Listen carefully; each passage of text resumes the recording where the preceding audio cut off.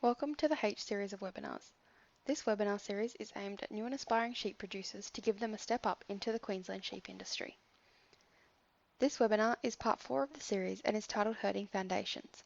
It explores the basics of working sheep in an uncontrolled environment and how working dogs can be used to move sheep efficiently and effectively.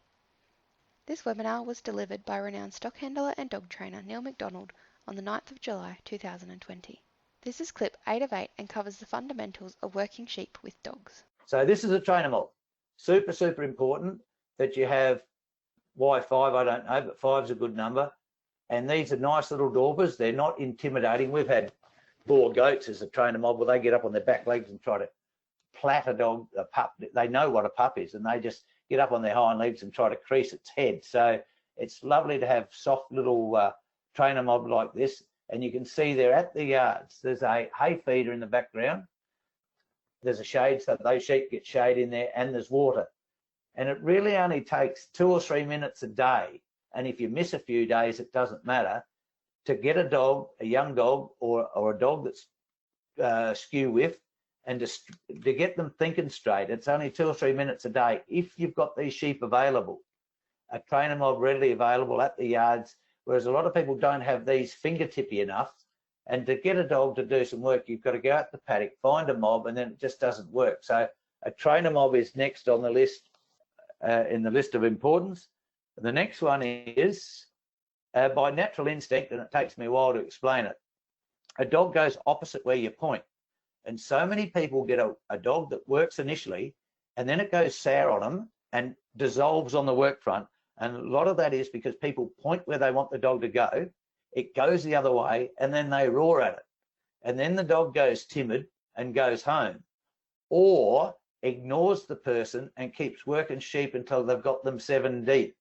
That's what, unfortunately, a lot of people have got, is dogs that either don't work or ones you can't stop from working. Understanding that dogs go opposite your point is very important. The next secret is to be able to walk forward and sheep lead onto you, because what we're doing is teaching these sheep to start easy, walk straight, and stop easy. Because that's what you want if you're in front of the mob. That's what you want if you're on the side or the back of the mob, is livestock to start easy, walk straight, and stop easy. So that's the next thing on the list. And the last thing on the dog list, as far as I believe, to get livestock right in the mines, you've got to use multiple dogs around a mob. A lot of people, if they use multiple dogs, it becomes one brawl where each dog is competing, and you've probably got an old tough dog down the back, whether it's a male or a female, it doesn't matter, and they become standover merchants over the new dog or the pup. And when you're not looking, they nail the pup, because they won't work together in a sane, independent fashion. You've got to have your dogs work together independently. And the big secret of that is to be able to get them to eat together in a sane, non-competing fashion.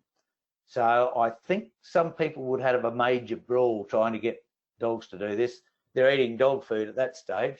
If you really want to test how well you're going, you'd tie a scun carcass up there. That makes them a little bit more protective of it. And but this is a real good way to get what people want to call a pecking order in the dogs. I don't have it. I believe you are the boss and they are all on one equal level.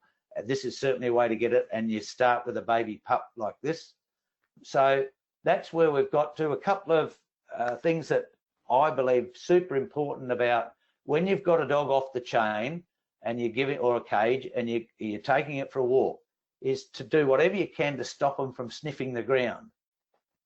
Because what you want is their attention on what you are doing or your need. And a lot of people just let the dog get like a vacuum cleaner sniffing the ground. I try to say to people, deter doing that, and they say, oh, look, I don't mind dogs sniffing, I have trouble if they're fighting, tell me how to stop them from fighting. And I say, stop them from sniffing, and they're not getting it. What happens is a dog will go sniffing the ground till it finds a favorite patch of dirt, and when it finds the favorite patch of dirt, it'll pee there to mark its territory, like when they put a man on the moon, they stake the claim. So when a dog marks its territory, then it defends its territory. So when another dog comes past, all the hackles come up, and there's generally a fair bit of fur flying. And if you fly in there, you can even get your fingers bitten. So the stopping of a dog from sniffing will stop them from fighting, and it's one way to get there. It's like a policeman defecting you for a bad car. After a while, you start paying attention to the policeman. So that's one thing we haven't got a photo of, but that is super, super important that we have dogs in the right frame of mind where they're playing for the team and they're not trying to win individual awards like cut a sheep out when you're not looking and chase it into the back fence, which some of them get their jollies from. They've got to be more intent on putting a sheep into the mob and holding it there. So that's explained pretty well, a fast brief on the sheep handling, the herding. That's a good photo at the end to show where we're heading. Every time you work your livestock, you're training them. So you've got to work out, are you training them to be better next time or training them to be worse next time? And the other thing is every time you wean that's starting a new flock. So if you've got rogue sheep that circle in gateways, they want to run off into the bush, they don't want to go down the draft, well, that's the way they've been made by either you or someone else, but you don't have to continue generation after generation of sheep, because once you wean, start this new program we're suggesting to do here, and look how quick the last 5 years have gone. It doesn't take long, and you've got 5-year-old ewes that were handled like this when they were young, and then you've got the new process in play. Thank you for watching this short clip. For more information, please visit www.leadingsheep.com.au.